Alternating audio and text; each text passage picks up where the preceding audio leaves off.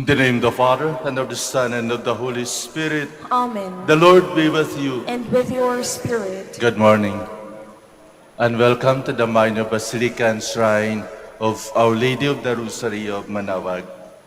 Today we celebrate the 19th Sunday in Ordinary Time. Today's reading focuses on our vigilant faith. We must be like faithful servants who stay awake waiting for their master. We need to open our hearts and minds so that we shall be aware of the Lord's coming into our lives. Be it in moments of prayer and recollection, in active service of our brothers and sisters, or in dramatic events. Our waiting must be an active waiting. Today also is Saint John Baptiste Marie Vianney Sunday. We include in our prayers all our priests that, like Saint John Marie Vianney, they may be faithful in their priestly vows and service.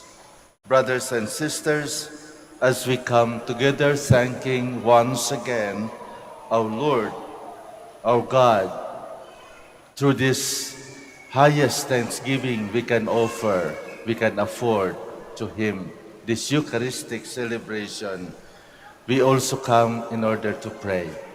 Alam ko po, marami sa atin ang nagdarasal, hindi lamang para sa ating sarili, lalong-lalo na para sa ating mga mahal sa buhay, yung mga nahihirapan at naghihirap. So let us join our prayers together and ask Our Lady of the Rosary of Manaoag to intercede for us. But before receiving the gifts that we are asking for, the favors that we are asking for, let us first make ourselves worthy of this holy celebration. Let us ask God's forgiveness for all the sins that we have committed. You were sent to heal the contrite of heart. Lord, have mercy. Lord, have mercy. You came to call sinners. Christ, have mercy. Christ, have mercy. You are seated at the right hand of the Father to intercede for us. Lord, have mercy. Lord, have mercy. May Almighty God have mercy on us, forgive us our sins, and bring us to everlasting life. Amen.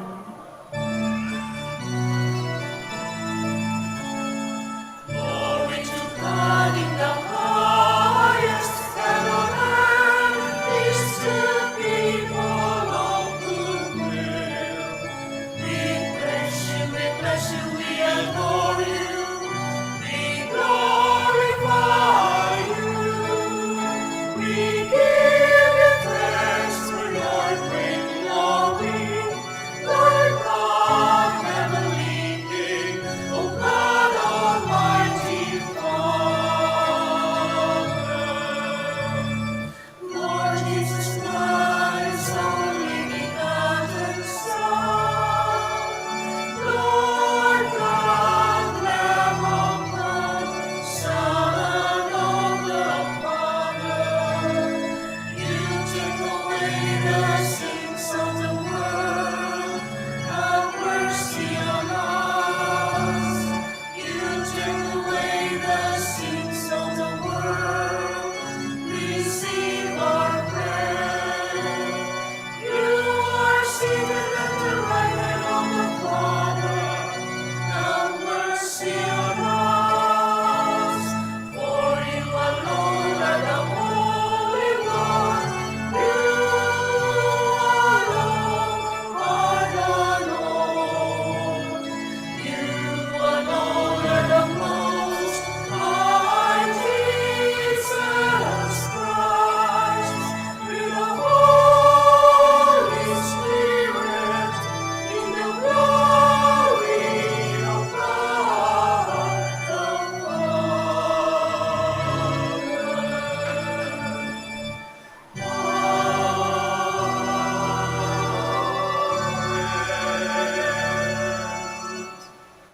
Let us pray.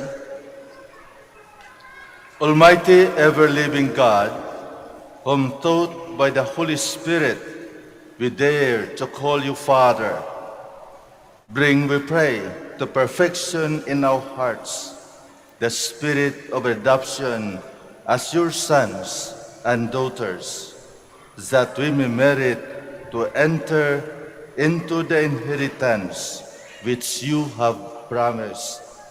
Through our Lord Jesus Christ, your Son, who lives and reigns with you in the unity of the Holy Spirit, God, forever and ever. Amen. Please be seated. The Book of Wisdom speaks to us of the night of the first Passover, when the people of Israel waited and prepared for the Lord's coming to free them from the slavery of Egypt. It is with the same preparedness that we have to await the coming of the Lord Jesus. A reading from the Book of Wisdom. The night of the Passover was known beforehand to our fathers, that with sure knowledge of the oaths in which they put their faith, they might have courage. Your people awaited the salvation of the just and the destruction of their foes. For when you punished our adversaries, in this you glorified us, whom you had summoned. For in secret the holy children of the good were offering sacrifice and putting into effect with one accord the divine institution.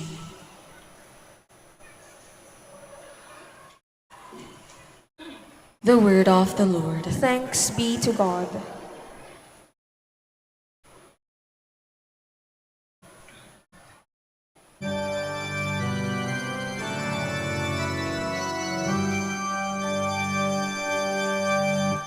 Blessed the people the Lord has chosen to be his own. Blessed the people the Lord has chosen to be his own.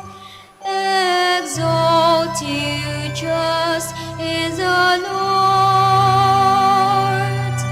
Praise from the upright is fitting.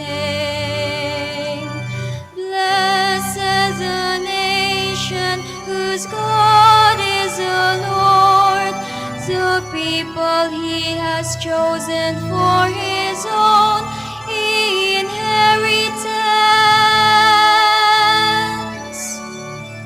Blessed the people the Lord has chosen to be his own.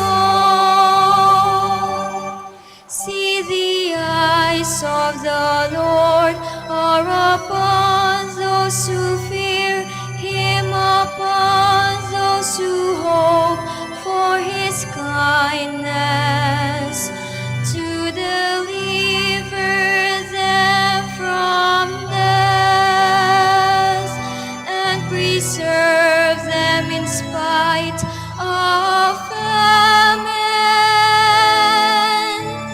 Blessed the people the Lord has chosen to be his own. Our soul waits for the Lord, who is our help and our shield. May your kindness, O Lord, be upon us, who have put our hope in you. Blessed the people the Lord has chosen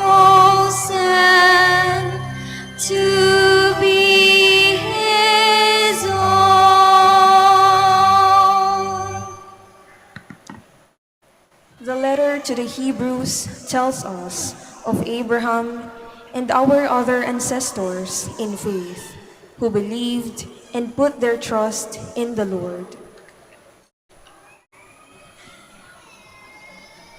A reading from the letter to the Hebrews. Brothers and sisters, faith is the realization of what is hoped for, and evidence of things not seen. Because of it, the ancients were well attested. By faith, Abraham obeyed when he was called to go out to a place that he was to receive as an inheritance. He went out, not knowing where he was to go. By faith, he sojourned in the promised land as in a foreign country, dwelling in tents with Isaac and Jacob, heirs of the same promise. For he was looking forward to the city with foundations, whose architect and maker is God. By faith he received power to generate, even though he was past the normal age, and Sarah herself was sterile. For he thought that the one who had made the promise was trustworthy. So it was that there came forth from one man, himself as good as dead, descendants as numerous as the stars in the sky, and as countless as the sands on the seashore. All these died in faith. They did not receive what had been promised, but saw it and greeted it from afar, and acknowledged themselves to be strangers and aliens on earth. For those who speak thus show that they are seeking a homeland. If they had been thinking of the land from which they had come, they would have had opportunity to return. But now they desire a better homeland, a heavenly one. Therefore, God is not ashamed to be called their God, for he has prepared a city for them. By faith, Abraham, when put to the test, offered up Isaac, and he who had received the promises was ready to offer his only son, of whom it was said, "Through Isaac, descendants shall bear your name." He reasoned that God was able to raise even from the dead, and he received Isaac back as a symbol. The word of the Lord. Thanks be to God. Please stand.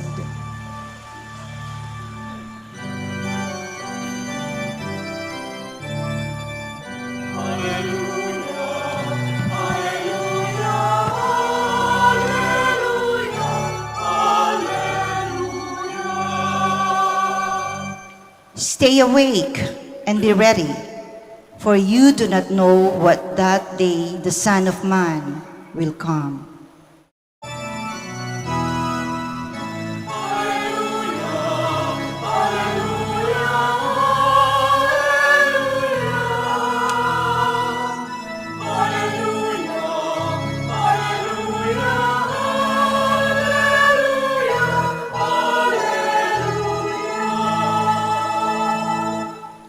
The Lord be with you. And with your spirit. A reading from the Holy Gospel according to Luke. Glory to you, O Lord.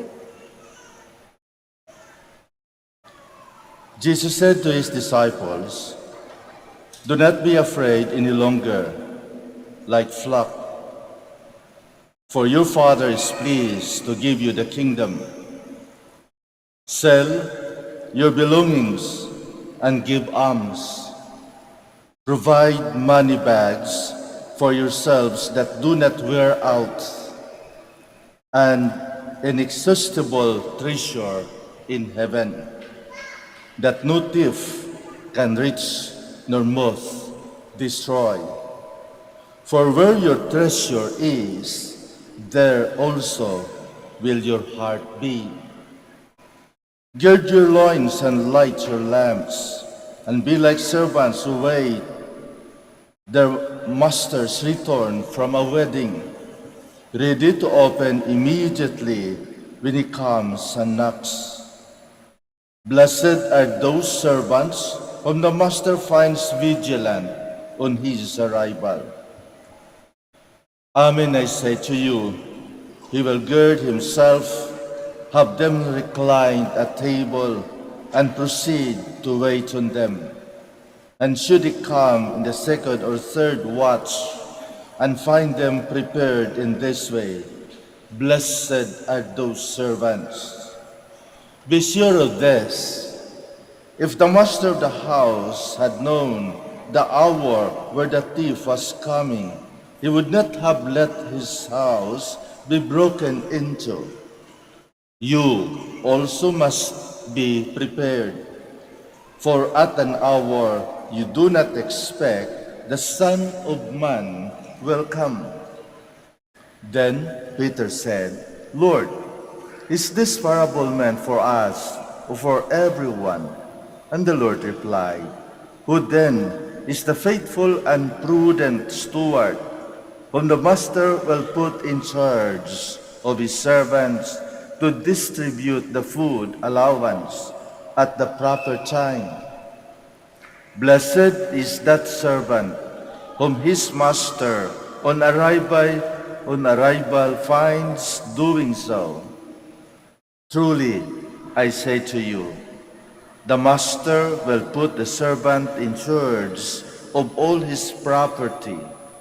But if that servant says to himself, my master is delayed in coming, and begins to beat the maid servants, the meat servants, and to drink, and to eat and drink, and get drunk, then that servant's master will come on an expected day and at an unknown hour, and will punish the servant severely, and assign him a place with the unfaithful.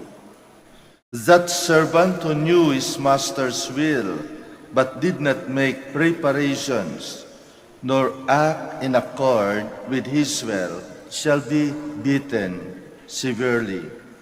And the servant who was ignorant of his master's will, but acted in a way deserving a severe beating, shall be beaten only lightly. Much will be required of the person entrusted with much, and still more will be demanded of the person entrusted with more. The Gospel of the Lord. Praise to you, Lord Jesus Christ. Please be seated. Gusto ko muna balikan ang Ebanghelyo, yung Gospel natin last Sunday. So kung maalaala nyo yung Gospel last Sunday, tungkol ba saan doon? Yun ay tungkol sa isang mayaman na malaki ang kanyang nakita, na-produce ang kanyang harvest. At dahil sa dami ng kanyang na-harvest, sobra-sobra sa kanyang bodega. So sinabi niya sa kanyang sarili, pasira ko ito, yung lumang bodega, at magpatayo ng bago. At doon ko ilagay ang lahat nakita ko na harvest. At ano yung gagawin ko? Ang sabi niya, I will enjoy. I will eat and drink throughout my life. Anong sabi ng Panginoon? Buang, full, baliw. For tonight, I will get you. Sige, magpakasaya ka, kumain ka, ng gusto mo, uminom ka hanggang ka malasing. Pero mind you, mamayang gabi, hindi ka na magising. Hindi ka na magising. And we have today the continuation actually of that gospel. Ang sabi ng ating Panginoon, that we must be watchful. At ano ang ibig sabihin na dapat bantayan natin ang ating buhay? Bantayan natin sa mga paraan na ginagawa natin.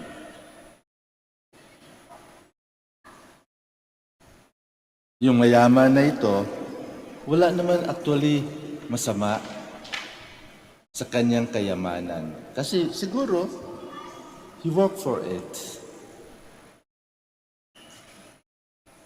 Ang masama lang siguro, dahil ang kanyang mga kayamanan ay para lamang sa kanyang sarili. Hindi niya na-share. She enjoyed it deliberately until the time that he doesn't know that God will take him. Dala ba niya ang kanyang kayamanan? Hindi. Mga kapatid, our Lord is telling us, reminding us that we should not store our riches here on earth.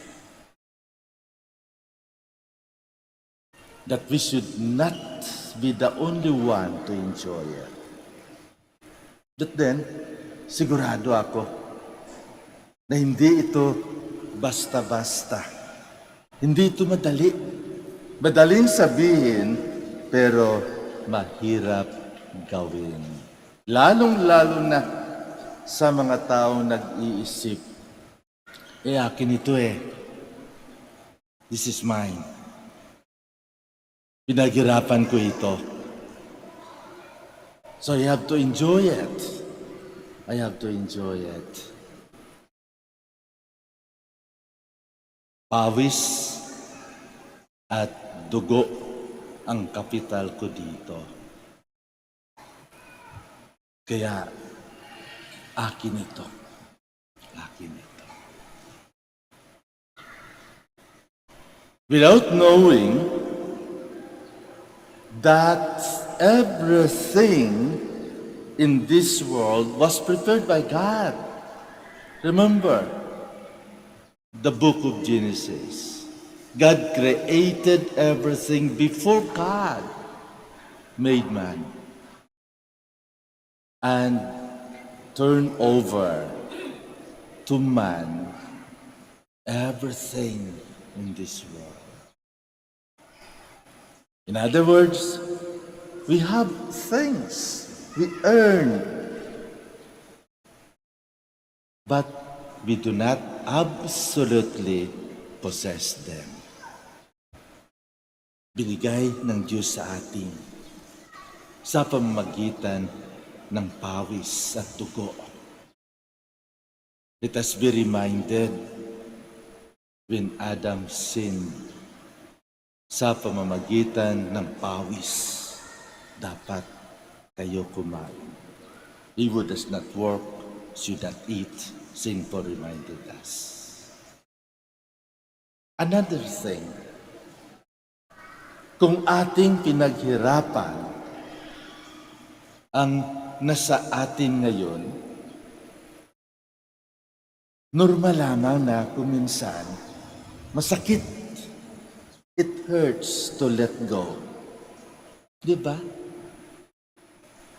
It hurts to let go. Masakit magbigay. Bakit? Kasi nasa isip natin na itong mga tao, hindi naman nagtatrabaho. Pinagtrabahuan ko ito araw-gabi. Nagtrabaho ako. Bakit ibibigay ko sa kanila? Kung makita mo na hindi naman talaga nagtatrabaho mga tamad. Di ba? Masakit. Lalong-lalo na kapag niluluko ka. Kahit sa mga kamag-anak natin, di ba? Experience natin yan Sasabihin sa atin, pahiram, babayaran ko. Hanggang matapos ang mundo, hindi pa makabayad. Di ba masakit yun? Kasi niluluko ka So it hurts to let go. Yun ang delikado din. Kasi the more we possess things, the more the things that we possess is possessing us. Kaya nga, hindi tayo makalit go. Naging posisyon tayo ng mga bagay-bagay o ng mga kayamanan na nasa atin. Naging slave tayo ng mga ito. Kaya, it is hard for us to be generous. But then, greediness is opposite to the generosity of God. God is so generous to us. And God wants us also to be generous. Makabayad man yan o hindi, ang mahalaga na nanggaling sa puso mo na i-share mo, ibahagi mo ang nasa iyo. Yun ang tandaan natin. We cannot outdone the generosity of God. The more generous we are, the more God will give us. Tandaan natin. Obserbahan nyo sa mga ginagawa nyo. The more generous you are, the more God will give you because you will become an instrument of God's generosity. So God will never allow you to be empty or else, pag wala ka na ma-share, saan ang generosity ng Lord? Diba? Then, thirdly, we can say that it is hard to be generous sometimes because we are generalizing people. Tabad yan, magnanakaw yan, walang hiya yan, salbahi yan, bastos yan. Bakit ko bibigyan? Bakit ako magbibigay? Magnanakaw naman yan Bakit ako magbibigay? My dear friends, not all times. Not at all times. May panahon na kahit mayaman ka, kailangan mo ang tulong ng kapwa mo. There will come a time for that. So when we give, when we share out of generosity. Yung nanggagaling sa puso. Walang justification. Walang reason at any cost. Our Lord is reminding us to be watchful. Anytime He comes, anytime we go. But we go not bringing anything that we might acquire out of our sweat and blood. We go with our generosity. We go with our riches, that we share the generosity of God. Because God will never ask us, how many lands do you have? How many passport do you have? But God will just simply ask us, what have you done to your neighbor?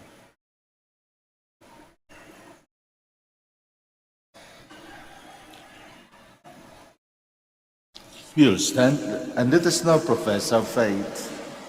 I believe in one God, the Father Almighty, maker of heaven and earth, of all things visible and invisible. I believe in one Lord Jesus Christ, the only begotten Son of God, born of the Father before all ages, God from God, light from light, true God from true God, begotten not made, consubstantial with the Father. Through him all things were made. For us men and for our salvation, he came down from heaven, and by the Holy Spirit was incarnate of the Virgin Mary and became man. man. For our sake he was crucified under Pontius Pilate. He suffered death and was buried, and rose again on the third day in accordance with the Scriptures. He ascended into heaven and is seated at the right hand of the Father. He will come again in glory to judge the living and the dead, and his kingdom will have no end. I believe in the Holy Spirit, the Lord, the giver of life, who proceeds from the Father and the Son, who with the Father and the Son is adored and glorified, who has spoken through the prophets. I believe in one holy Catholic and Apostolic Church.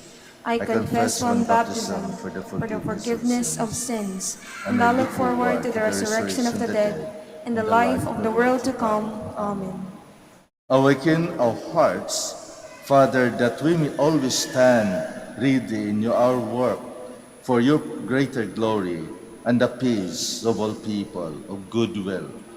Lovingly we pray, Father, make us ready servants of your kingdom.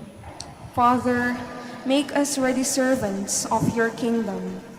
For the Church, grant Pope Francis, bishops, priests, and deacons, and the lay faithful hearts that are always ready to listen to the communities they serve and the persons they encounter.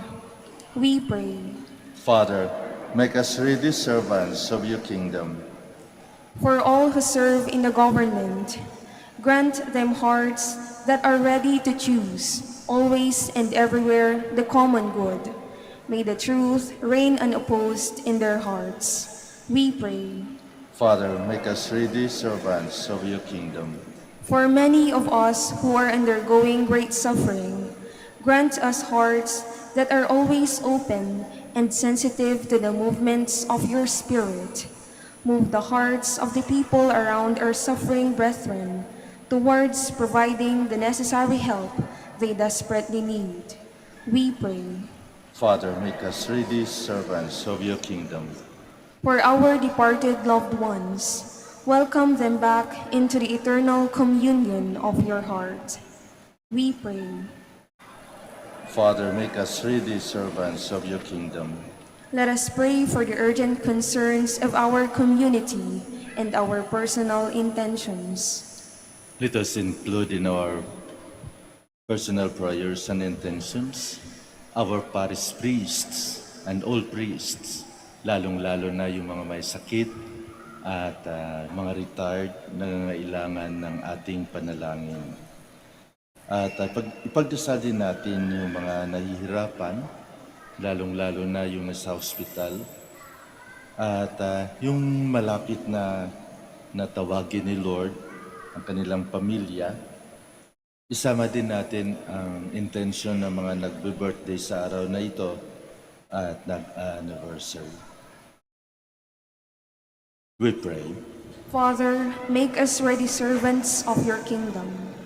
Loving Father, you sent your Son so we may actively participate in your work of communion and redemption. Make our hearts more sensitive to your Spirit, that we may always be ready to take the mission towards the building of your kingdom through Christ our Lord. Amen. Please be seated.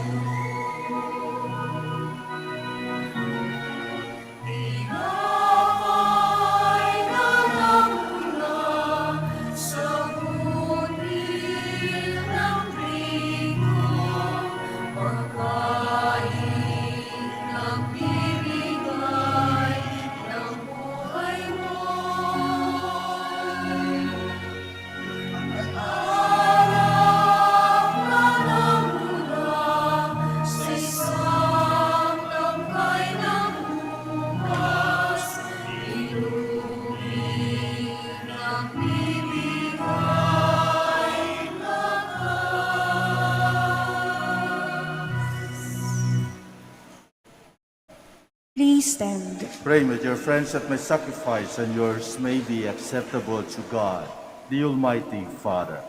May the Lord accept the sacrifice at your hands for the praise and glory of his name, for our good and the good of all his holy church.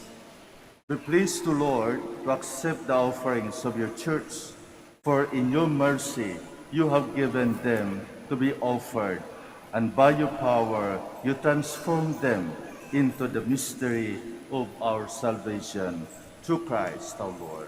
Amen. The Lord be with you. And with your spirit, Lift up your hearts. we lift them up to the Lord. Let us give thanks to the Lord our God. It is right and just. It is truly right and just, our duty and our salvation, always and everywhere to give you thanks, Lord, Holy Father, Almighty and eternal God.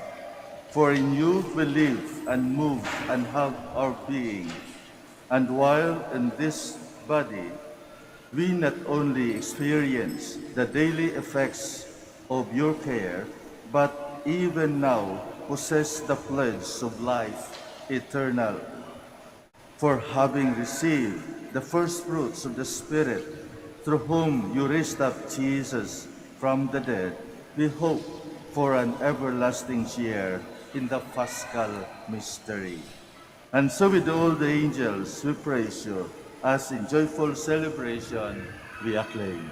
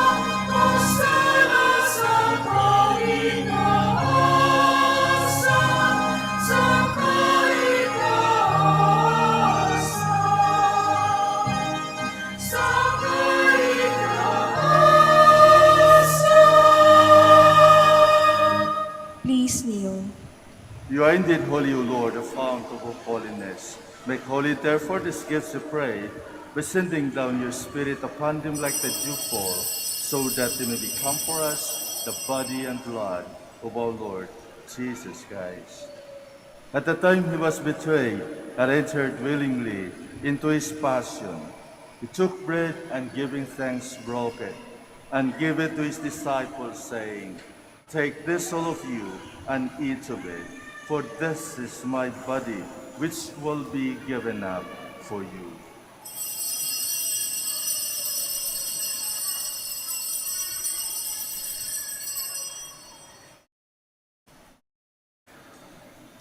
In a similar way, when supper was ended, he took the chalice, and once more giving thanks, he gave it to his disciples, saying, "Take this, all of you, and drink from it, for this is the chalice of my blood, the blood of the new and eternal covenant, which will be poured out for you and for many for the forgiveness of sins.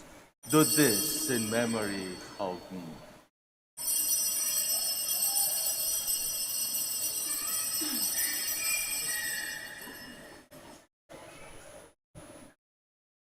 The mystery of faith.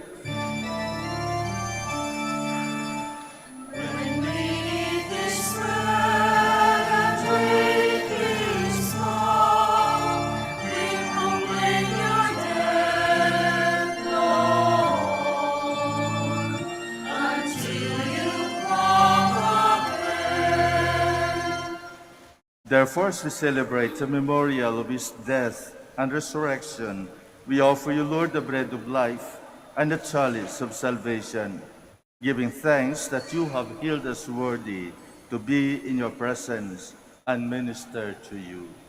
Humbly we pray that partaking of the body and blood of Christ, we might be gathered into one by the Holy Spirit.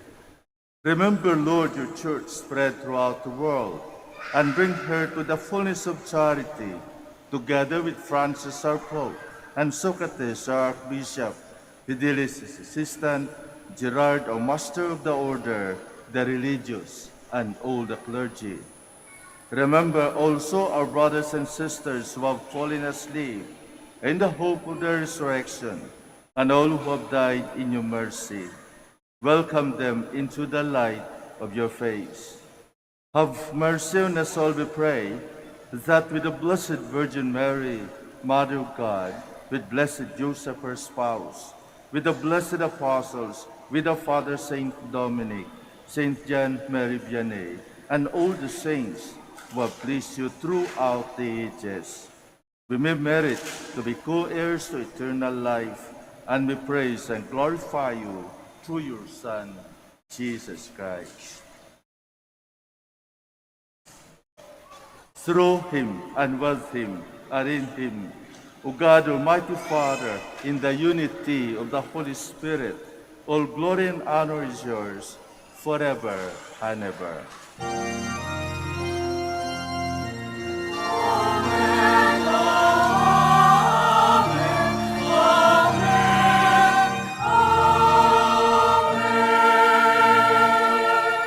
Please stand. At the Savior's command and formed by divine teaching, we dare to say,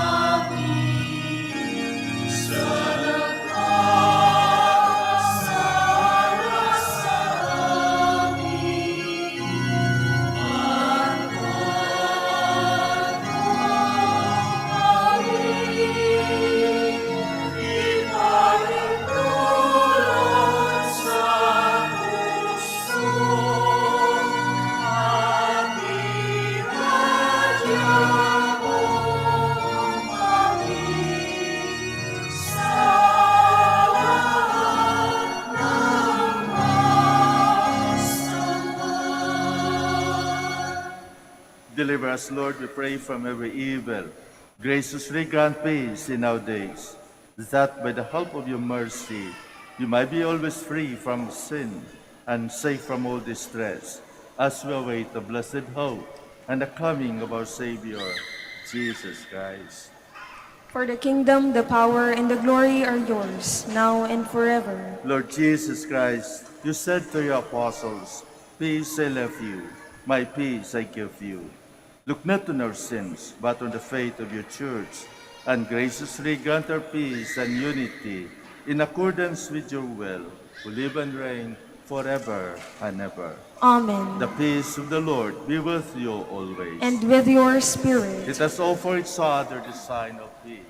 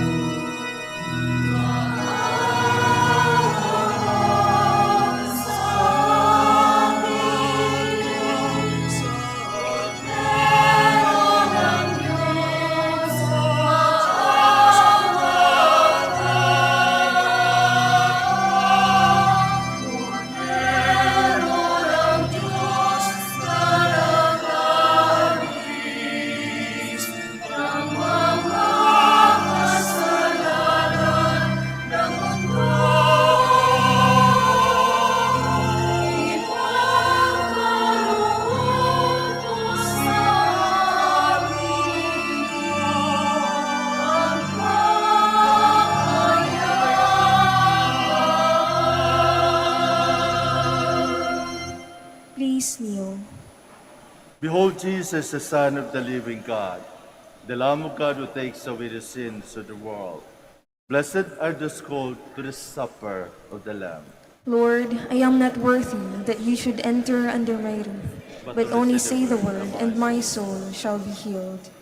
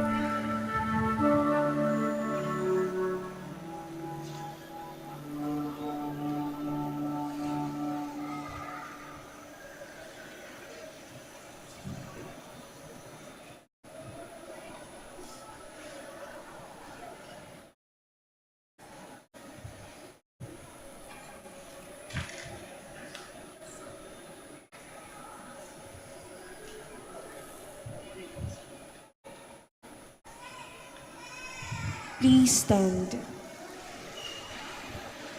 Let us pray. With the communion in your sacrament that we have consumed, save us, O Lord, and confirm us in the light of your faith. Through Christ our Lord. Amen. Maraming salamat po sa inyong pagdalo, sa inyong pagkikisa, sa pinakamataas na pasasalamat natin sa Diyos sa Eukaristiyang ito. Magdasal tayo palagi, pagdasal natin ang bawat isa, lalong-lalo na yung mga may pangailangan, yung may sakit, yung mga nasa ospital, at higit sa lahat, ipagdasal natin ang mga parish priest natin, lalong-lalo na yung mga retired na at nangangailangan ng ating tulong. So maraming salamat po. The Lord be with you. And with your spirit. May Almighty God bless you, the Father, and the Son, and the Holy Spirit. Amen. Our Mass is offered. Let us go in peace. Thanks be to God.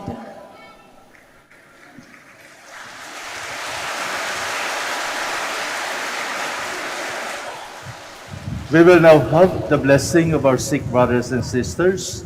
Please remember the names of your loved ones who are sick at home or in the hospital. We will also bless your religious articles.